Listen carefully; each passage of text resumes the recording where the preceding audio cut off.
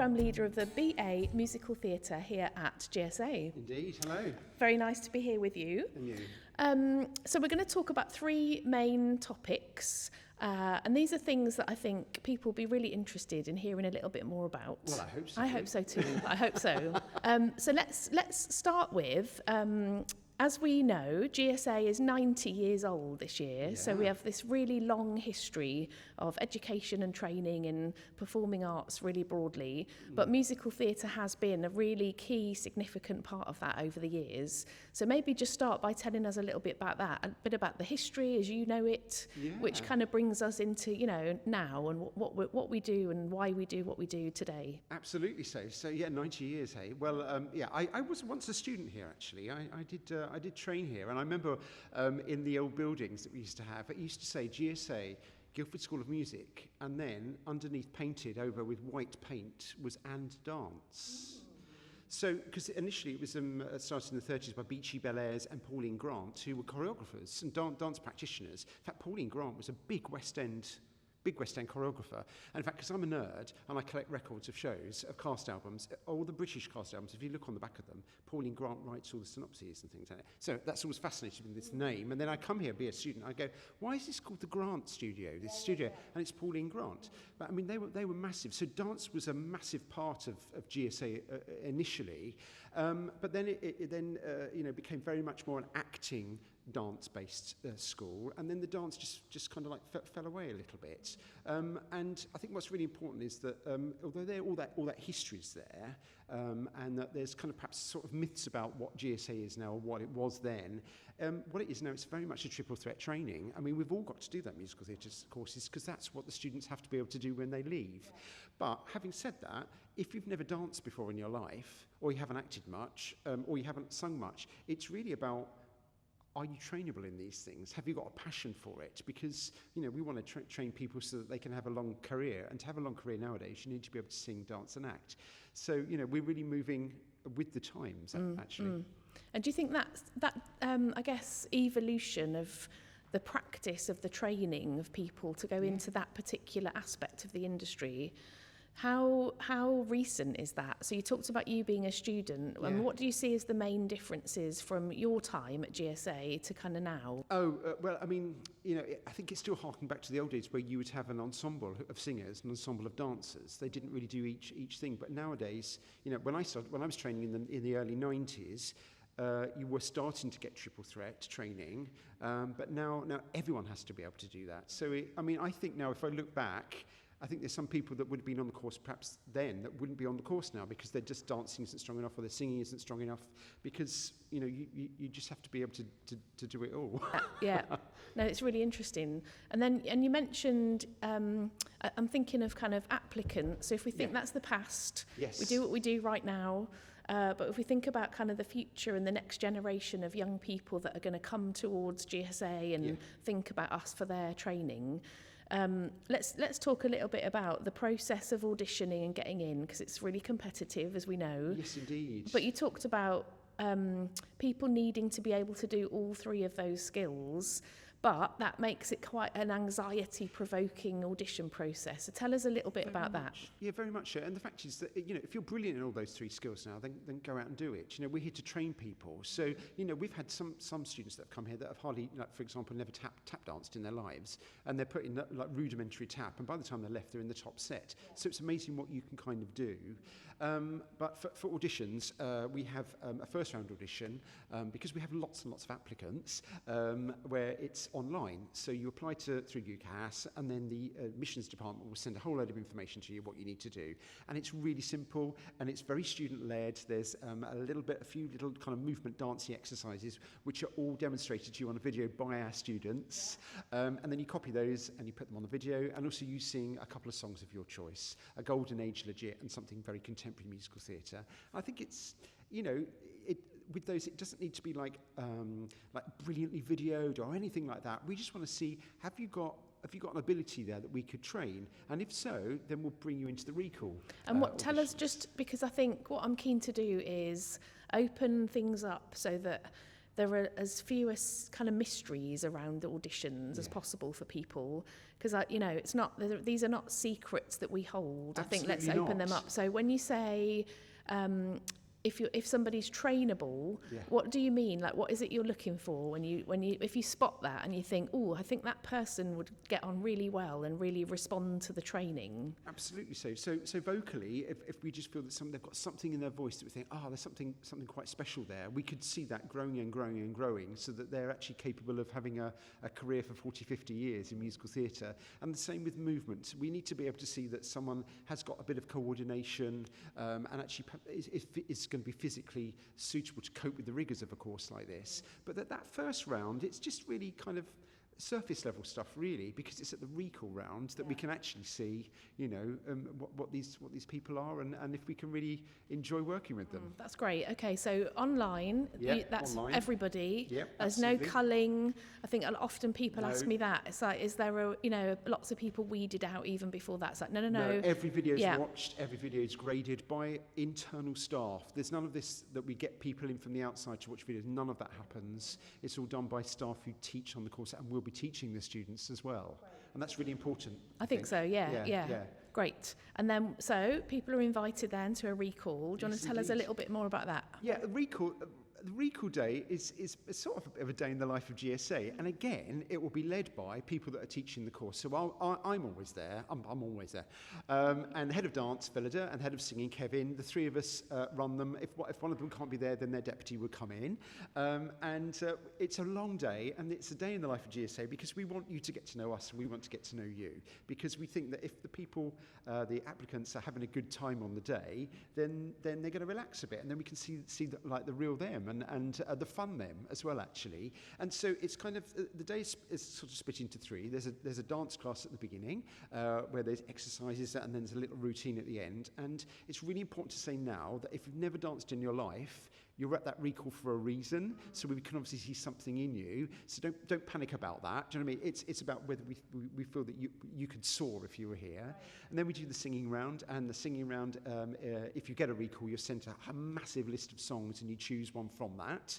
And that's good fun as well. And we do a warm-up with you as well, so with the whole group, and then we finish with an acting round, which everybody watches, everyone's part of, and then we spend the rest of the time talking about the course and doing Q&A, and just hoping that, everybody has a good time. And also we have student helpers who are on the course that help with the day as well, so it gives a chance for the applicants to talk to those students about being a student at GSA. So I think the bottom line with the recall is that we want people to have a really, really good day in it and just enjoy themselves and know that they're being watched by people who would teach them. Yeah, it's that's really, great. really That's great. Yeah. And when I talk to other people from other programmes, because I think this would pertain to you and your team and the musical theatre course, a lot of us talk about wanting people to be themselves when they come. So as you describe that day of making people feel as comfortable as they can, absolutely, getting to know each other, getting to know the current students, yes. And again, is that an important thing for you? Do you want to see people being themselves? Very much so. Yeah, absolutely. Because we've got 3 years with these people. We want them to have a good time. We want to have a good time with them. And I think, they're auditioning for us, but in effect, we're auditioning for them because, they're going to go to all these different schools for recalls, and they're going to feel something about the place and the people. And what they're going to see on a recall audition day at GSA is me, Philida, and Kevin being us. Yeah. We're not putting on a front. We're just being very naturally us. And I think any of our students would say, what you see in the audition day is what you see when you graduate as well. Because we're hardworking, but we're approachable and a bit of fun as well. Yeah. I'd like to say that. I think so. And that kind of idea of being authentically yourself. Yeah. Somebody else was talking about how, if you give us what you think we want to see on an audition, and you're not being quite yourself, you've put yourself in a funny position then, because when you come, if you got a place and you wanted to come here, and you will be yourself, of course, that doesn't quite match up with that experience on the day. So just being yourself, trying your best. Being yourself, and we want everyone to be good. It's like an audition in the real world. Every audition panel wants everyone to be good. We're not there to be scary or anything like that. We want people to be good, and the more they are themselves and they relax, the better it is, really, because you can sort of feel something if you think someone's kind of putting up a front or trying to be something that they're not. Yeah, nice. Okay. Okay, that's great. So that's a bit of insight into how to have the least stressful day if people are applying to us and come and spend the day with us. What about the future? So again, I'm going back to the idea that GSA is 90 years old, but part of me is always thinking, what about when GSA is 100? You know, in 10 years' time, do you have a sense of what musical theatre might be like, look like, feel like to people who are kind of training? If you're going to come and start a course here in September 2025 or 2026, what's their career going to look like in 10 years' time? That's a really hard question. It is a really hard question because there isn't really an answer because we don't know what's going to happen in 10 years. But we can try and future-proof, and we try and see what's coming up. And, you know, I mean, Hamilton's been like the biggest musical in years, but yet there hasn't been anything else like it. So if we suddenly went, well, we're going to change all our training and be in that style of musical theatre, then that actually would be doing our students a bit of disservice. So I think we just try and really make sure that we're trying to give an all-round training in all three disciplines, singing, dancing and acting, and actually the professional development side as well, understanding where you fit in the industry, so that actually people are able to then adapt. Because once you've left training, then you've got a career for 40 years, you're going to have to adapt anyway. So it's having that mindset and that intelligence, really, to be able to go, oh, it's going in this way now, so I need to slightly adapt to make that happen. And actually, we may not have seen that coming, but there was something in my training which can tap into that. Yeah. That's why I think it's quite important that certainly even like in the projects and the productions we choose, that we're not just choosing things that are, for the want of a better word, sexy at the moment, you know, or fashionable at the moment. It's stuff that is really going to embed a really good work ethic, so that actually the styles that we teach and the styles that we do in productions can mean that the students can be open-minded and be able to really have a longevity of career, because they'll be able to adapt accordingly, because we just don't know what's going to change. And things like, for example, we never used to teach commercial dance, but yet that is really embedded in the curriculum now. It's assessed as well. Screen acting is now really embedded into the curriculum. A few years ago, it was just a week's course. Now we do it in all 3 years because we think that's really, really vital. And I think what's also important is it's a musical theatre course, but in the end, when you graduate, you're a performer like anybody else. And it always excites me when students phone me or email me and say, oh my God, I've got this job. And actually, it's in a massive play, or it's a television or something like that. Because I go, well, that's brilliant, because, you know, it may, I think, what do they say in America about you train in your specialism, like your... I can't think what the phrase is, but you train in your major. But actually, their major may be musical theatre, but they can do lots of other different things as well. And I think that's what's important. That's great. And their skills are actually quite broad. Really broad, but not in a brushstroke broad. That actually, when you're doing a production that might be set in, I don't know, in the 1930s or something, then actually that's a really good way of working, because you understand that period, and that will then go into other aspects of your career, because all that stuff's always going to kind of come back and be reinvented and all that kind of stuff as well. Yeah, great. No, that's really good. Just thinking about the kind of, I guess, directions that people go in after graduation. Yeah. Really interesting. Well, I mean, it is interesting, and actually we're really lucky that we've had students going doing amazing things. And in fact, at the moment, in Les Mis, for example, we've got Marius, first cover Marius, the second cover Marius, we're all GSA grads, and they all happen to graduate in the same year. But likewise, at the same time, we've got people playing leads in Harry Potter. So, and that's a play, a major play, and that's, I think, it's just brilliant. Yeah, it's great. No, it's such a strength of the course, because you do come to university, whatever your subject, to go out into then the world of work. Absolutely. Yeah. And actually, it might be worth just saying that we are at part of a university, and we're a conservatoire training. So, you know, you get 30 hours a week, 30 weeks a year, and of course we charge university fees, whereas you know, you could go to other institutions, private institutions, and it's a lot more expensive. But that doesn't mean that you don't get the same amount of training here or hours here. It's exactly the same, actually. And you know, we're really fortunate to have that. And also, we're really fortunate that we only have a cohort of 22 students, which is, I think that sets us apart, actually. And it means that those students get a very bespoke training, but also we know them, they know us.